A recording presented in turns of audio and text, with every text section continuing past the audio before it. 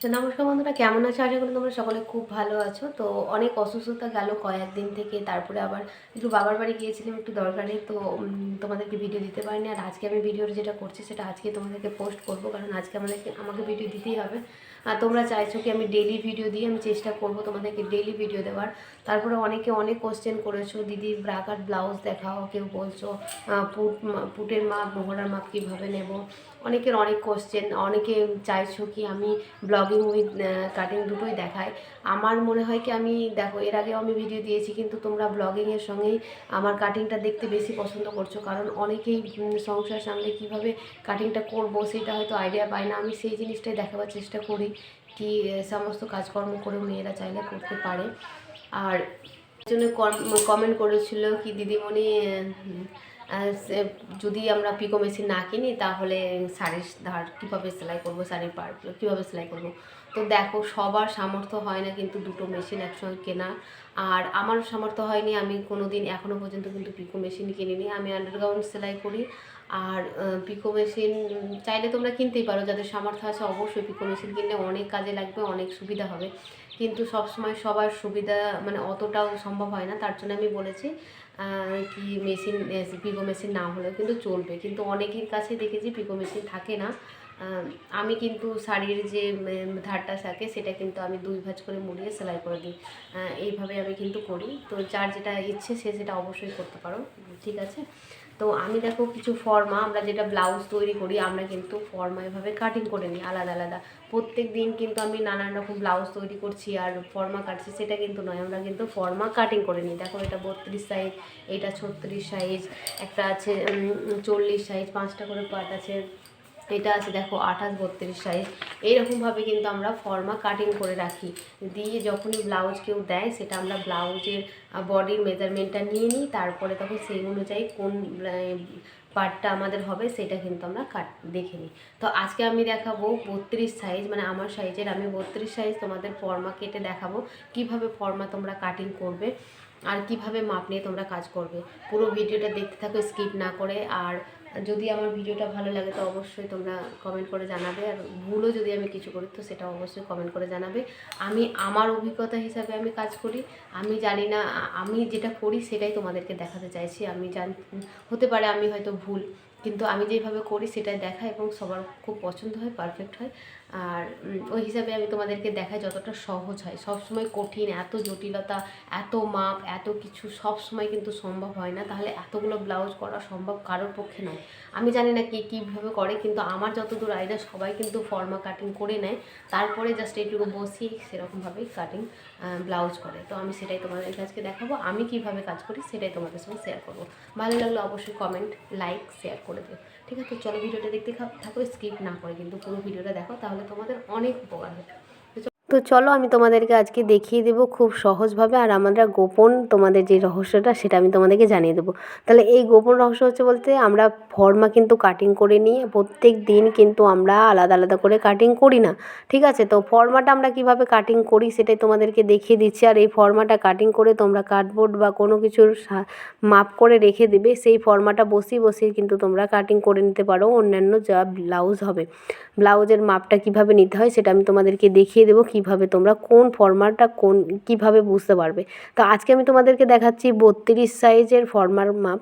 তো 32 সাইজ ফর্মা কাটতে গেলে আমাদের প্রথমে লম্বার মাপ নিলাম। লম্বা আমাদের 14 আছে, তার সঙ্গে 1 ইঞ্চ প্লাস করলাম 15 ইঞ্চি। আর এখানে আমরা পুট নিলাম, পুট নিচ্ছি আমরা 5.5 ইঞ্চি। 5.5 ইঞ্চি পুট নিয়েছি। কেন 5.5 ইঞ্চি পুট নিলাম সেটাও তোমাদেরকে অন্য ভিডিওতে দেখিয়ে দেবো, কারণ দেখো আমাদের পিঠের যেই লম্বা মানে লম্বাটা থাকে সেই লম্বা অনুযায়ী কিন্তু পুটটা আমাদের কমতে থাকে। পুট যেহেতু 14 তোমরা বলবে তো 7 নিলেই পারতে, কিন্তু 7 হবে না এখানে, যেহেতু আমার পিঠ হচ্ছে 9.5 মানে লম্বাটা। তো এখানে দেখো আমরা পুট নিলাম 5.5 আর 6 ইঞ্চি নিলাম আমরা মোহরা। ঠিক মোহরা যেখান থেকে না শেষ হলো সেখান থেকে আমরা নেব বুকের মাপ। তাহলে বুকের মাপ আমাদের কত হচ্ছে 32, আমাদের বুকের মাপ হচ্ছে 36, তাহলে 36-এর 4 ভাগ করলে 9 হয়, 9-এর সঙ্গে আমি 2 ইঞ্চ প্লাস করলাম, মানে 11 ইঞ্চি আমি টোটাল নিলাম। এই হচ্ছে আমার মাপ। এইগুলো তোমরা এটা হচ্ছে আমার 32 সাইজের, তোমরা চাইলে কিন্তু এই মাপটা লিখে নিতে পারো। আর এই মাপ অনুযায়ী দেখো কম বেশি একটু আধটু হতেই পারে, কিন্তু তোমরা এভাবে যদি করো তো অসুবিধা হবে না। তোমরা একটু এভাবে, আমরা কিন্তু এভাবে কাটিং করে নিই, মানে ফর্মা বসিয়ে কিন্তু ব্লাউজ করি। প্রত্যেক দিন কিন্তু আমরা আলাদা আলাদা ফর্মা কাটিং করি না, আমি তো করি না। তো আমি করি না, এভাবেই করি, তোমাদেরকে দেখিয়েওছি এর আগে ফর্মা বসিয়ে আমি কাটিং করেছি। তো দেখো এবার নেব আমরা কোমরের মাপ, যেখান থেকে লম্বা শেষ হয়েছে সেখান থেকে আমরা কোমরের মাপ নিলাম, 4 ভাগ করলাম, 1 ভাগ নিলাম, 2 ইঞ্চি যোগ করলাম, আর আবার 1 ইঞ্চি আমরা যোগ করেছি, সেটা হচ্ছে আমরা টেকিনের জন্য। তো টেকিনের জন্য 1 ইঞ্চ প্লাস করলাম। তো আমরা এইভাবে শেপটা দিয়ে নেব। আমি 2 ইঞ্চ প্লাস করি, তোমরা চাইলে 1.5 ইঞ্চও প্লাস করতে পারো। তাহলে টেকিনের জন্য আমরা 1 ইঞ্চ এক্সট্রা নিলাম। এবার এখান থেকে আমরা একটা শেপ দেবো, তাহলে 1 ইঞ্চ আমরা ওপর দিকে তুলে একটা সুন্দরভাবে একটা শেপ দেবো। আর এখান থেকে হাফ হাফ করে নেবে, দিয়ে হাফ করে নিয়ে এইটা এইভাবে সুন্দর করে যেখান থেকে আমাদের ফিটিংস পয়েন্ট সেখান পর্যন্ত আমরা শেপটা দেবো। এবার কি করব, আমরা গলার লম্বাটা নেব। তো প্রথমে আগে গলার চওড়াটা নিলাম আমি 2 ইঞ্চ 2 সুত, আর নিচের দিকে নিচ্ছি আমি 6 ইঞ্চি। তোমরা চাইলে আরও বেশি বড় করতে পারো, তাহলে 2 ইঞ্চ 2 সুত ওদিকে নিয়েছি। আর এইদিকে চওড়াটা আমি 2.5 ইঞ্চ রাখছি, তোমরা চাইলে আরও একটু বেশি বাড়াতে পারো, অসুবিধা নেই। আমি কিন্তু একটু 2.5 ইঞ্চ মতো নিয়েছি। তারপরে দেখো এইভাবে সুন্দরভাবে একটা শেপ দিয়ে নেব। তো আমি শেপ দিয়ে নিলাম। তারপরে বেল্টের জন্য আমি আগে বের করে নেব বেল্টটাকে। তো বেল্ট 3 ইঞ্চ নিয়ে আমি একটা সোজাসুজি একটা দাগ দিয়ে দিলাম। তো সোজাসুজি দাগ দেওয়ার পরে কি করব, এখান থেকে 2.5 ইঞ্চিতে আমরা একটা দাগ দিলাম।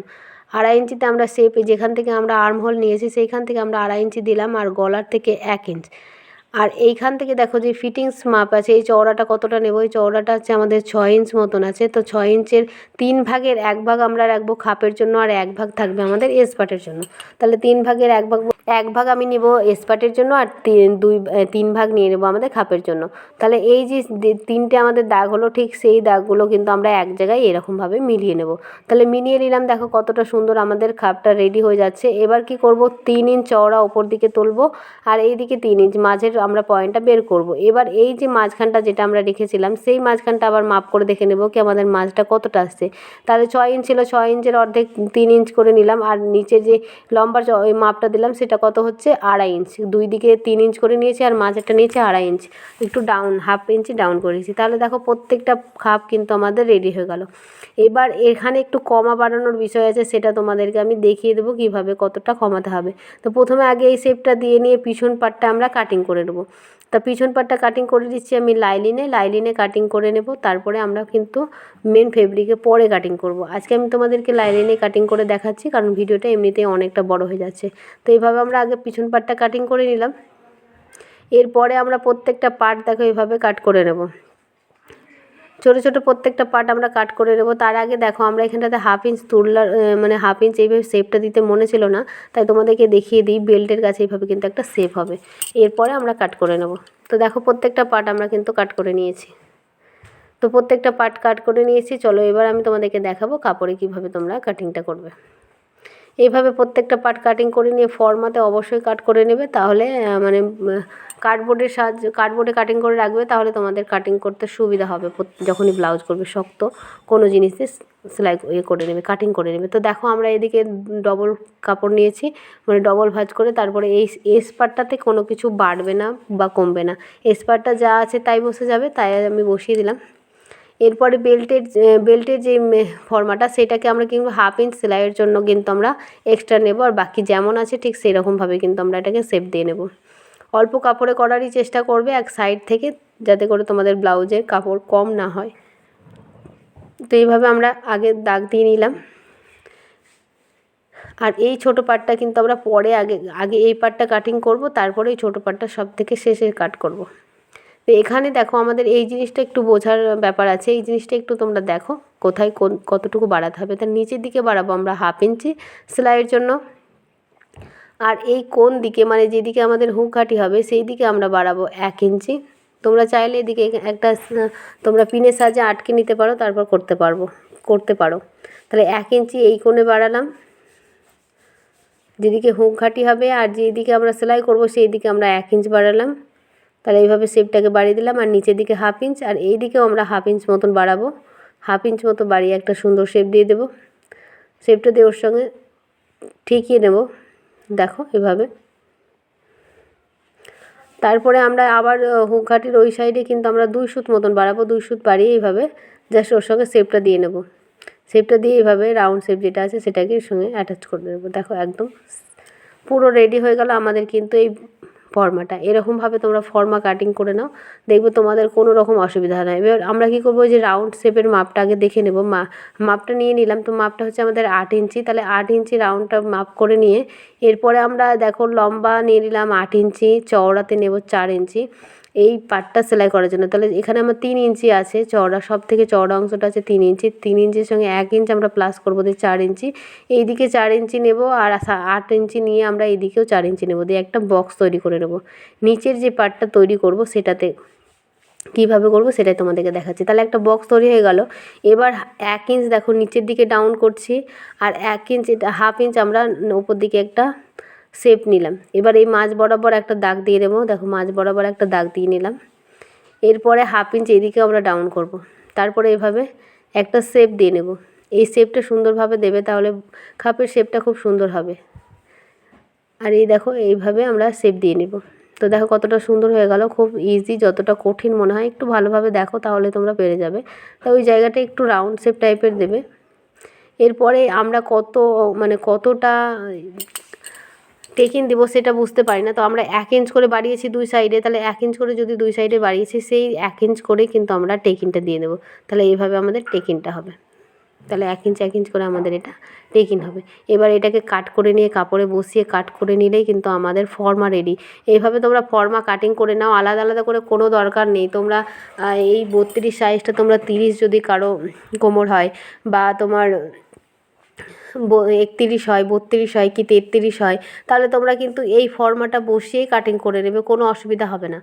এই ফর্মাটা বসিয়ে তোমরা ব্লাউজ কাটিং করবে, তারপর ফিটিংস দেবে, কোনো অসুবিধা হবে না। ফিটিংস দেওয়ার সময় সাইডে ফিটিংসটা খুব সুন্দরভাবে দেবে, তাহলে কিন্তু একদম খুবই সহজই হয়ে যাবে, তোমাদের বারবার কাটিং করার কোনো দরকার নেই। তোমরা এইভাবে, আমরা কিন্তু এইভাবে ফর্মা কেটে রাখি, আমি এইভাবে ফর্মা কেটে রাখি। তো ব্লাউজের মাপটা আমরা এইভাবে ভাঁজ করে দেখে নেব পিছন পাটটা কীভাবে বের করতে হবে। তো এইভাবে আমরা কাটিং করি, যেটা আমি কাটিং করি সেটা আজকে তোমাদের দেখালাম। কেমন লাগলো অবশ্যই কমেন্ট করে জানাবে, ভালো লাগলে চ্যানেলটা